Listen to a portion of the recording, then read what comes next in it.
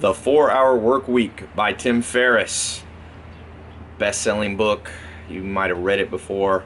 I was here eating breakfast and I decided to read it again. I read it a few years ago. It's one of those books you should pick up more than once, and I really enjoyed it this time.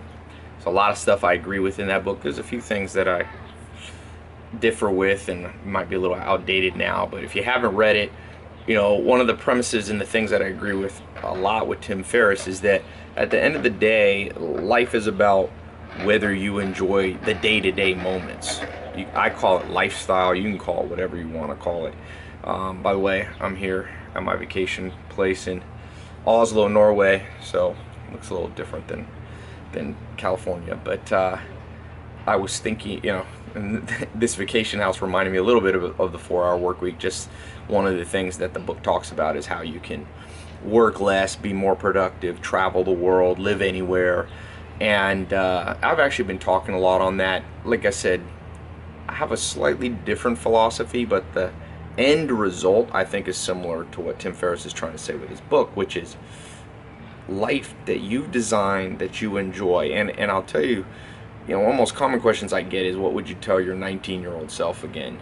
And one of the things is, be very careful of the slippery slope of saying, next month I'll like that. Like, next month I'll do that thing that I like. This is probably the most precarious of all mindsets. And so a lot of people, I did this little poll, if you're on my Snapchat, you might have seen it last week, and it said, would you rather make $3,000 a month traveling the world doing what you love, or $100,000 a month in a job you despise and you have to work at it for 5 years? And it was quite a disparity, obviously, 3,000 versus 100,000. So the one, you're gonna make $5 million in 5 years. The other one, you're gonna make maybe 150,000 in 5 years, so maybe 200,000. And more people, it was fairly close, but I would say it was like 20% more people would say they'd take the job that they like. But that's just a poll. If you look at the average person's lives, people are biased towards the mindset, like I said, of going, well, I'm going to do what I don't like in order to save up some money to do what I do love. And Pablo Picasso has a great quote on this. Can you pull up that Pablo Picasso dichotomy quote? Try to read you the whole thing. I memorized the first half, but the second half's good too. And basically, this dichotomy becomes a trap, and the trap, you end up never getting to the stuff you like. So in this book, The 4 Hour Work Week, here's the quote here. Thank you. Never permit a dichotomy to rule your life, a dichotomy in which you hate what you do so you can have pleasure in your spare time. Look for a situation in which your work will give you as much happiness as your spare time. That's Pablo Picasso's version of the 4 Hour Work Week, or what I call, the good life. Health, wealth, love, happiness. Those 4 pillars. Now, I think that the 4 Hour Work Week is much more, this book in particular, is much more on the wealth aspect. I think Tim Ferriss has some other books like 4 Hour Body, which is him talking about, physical health. I don't think he has a book on relationships and love. I think that's a huge one. That third pillar, relationships, love, that one, if you get that one wrong, it ends up destroying all the other 4. I mean, the other 3. It destroys, obviously, physical health when you're under stress and you're not around people you like. It destroys your wealth, because no matter how much money you can hoard, how much you can accumulate, if you don't like the people you're around, you go against the very nature of a human, which is a social being. There's a lot of science. Matt Lieberman, the UCLA professor, has written a lot about that in his book Social, talking about how social life is primarily what our brain's wired to do. Most of the key triggers to happiness or depression come from social life. So that's, this third pillar. And then the 4th pillar is kind of the spiritual happiness accumulation. If you get the first 3 right, health, wealth, love, then you'll hopefully, most of the time, have a lot of happiness in your life. Now, one chapter in this book that I thought was great, on page, actually, let me pull it up here. I took a picture of it. This is Norway. You can see the fort over there. That's an island, little harbor. There's some huge cruise ships that come in there. I set up my gym over here. I'll take you. Here's it's a it's a 2-floor flat in a place called Sjöholmen.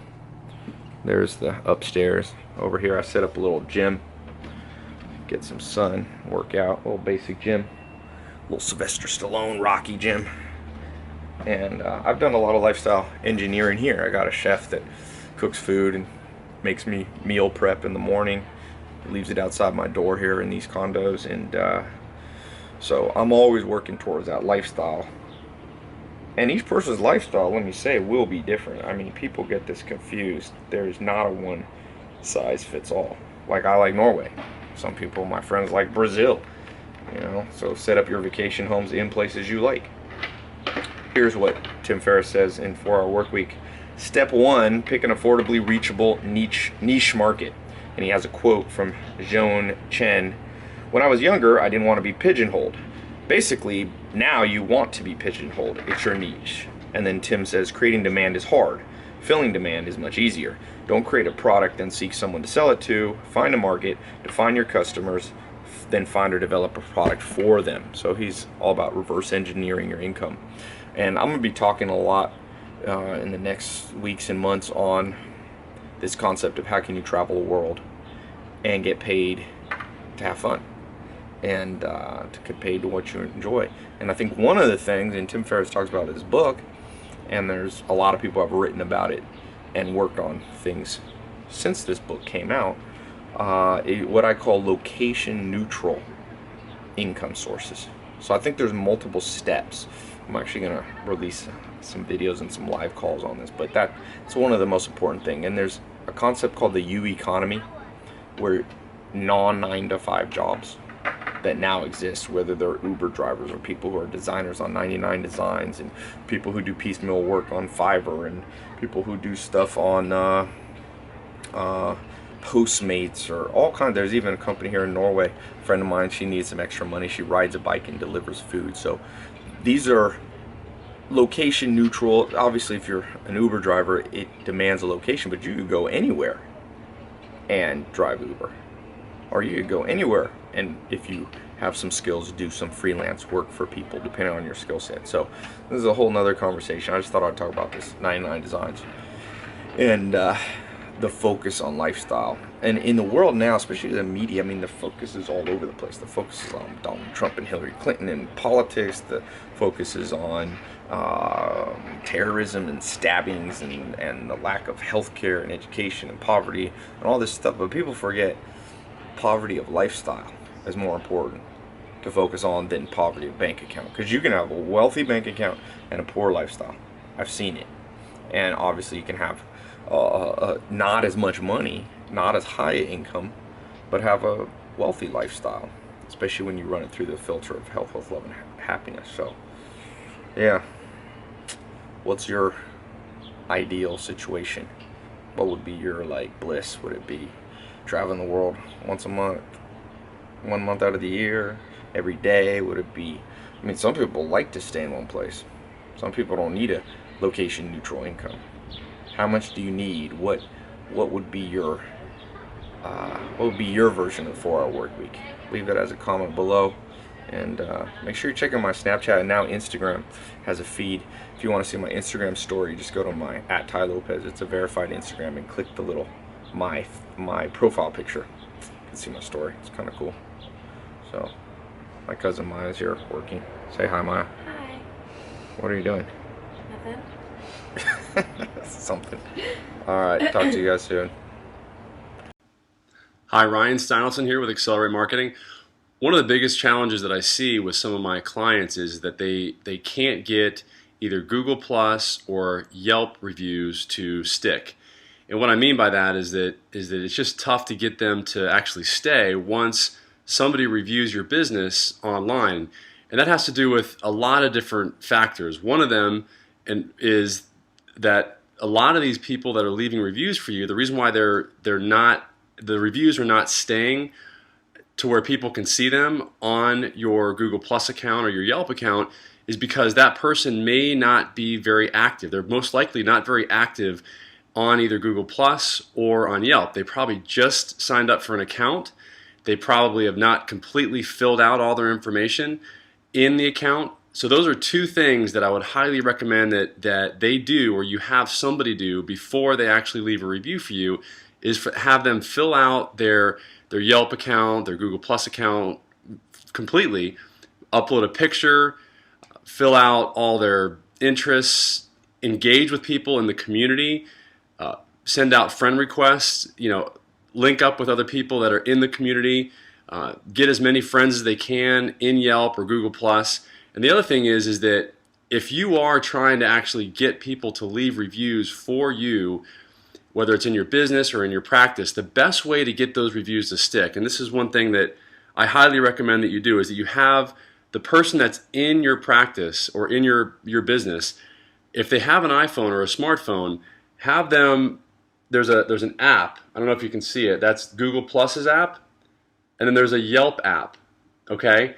What I would highly recommend that you would do is I would have the person actually download the app and then log in, like just go into their Yelp account. They'll have to log in and go to the home screen. They'll have to log in with their username and password once they set up their account. And then when they're at your location, make sure that they check in. There's a check-in feature, and then you'll be able to identify, they'll be able to identify your business here, and if they can't, they can search up there. But it's really key that they do that, because ultimately, if they do that, then you're gonna be much more likely to have that review stick. And actually, if you're getting filtered reviews on Yelp, then I highly recommend that you have those people that have had filtered reviews on Yelp, that they go back and check into your location, and then go back in after they've checked in at your location with that filtered review or with their account. So basically, they check in at your location after their review's been filtered, if it's been filtered, and then once they've done that, go back in, edit the review, and repost it. Just edit the review. You can either do it, my suggestion is that they edit the review on their computer or whatever after they've checked in. A lot of times what happens is that review then will be unfiltered because of the check-in.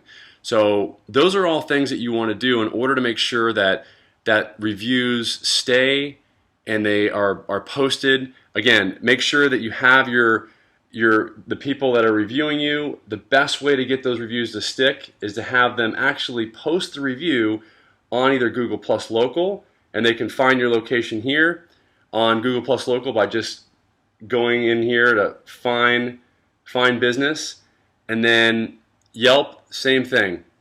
Have them go in and find your business. What we found is that Google Plus and Yelp highly, I don't know, they favor the reviews, and they're much more likely to post reviews that are left using a smartphone, because of the fact that it's unlikely that review is going to be a fake review, because the person is actually logged in, they've got their computer with them, they've got their smartphone with them, they've checked in, they're at the location.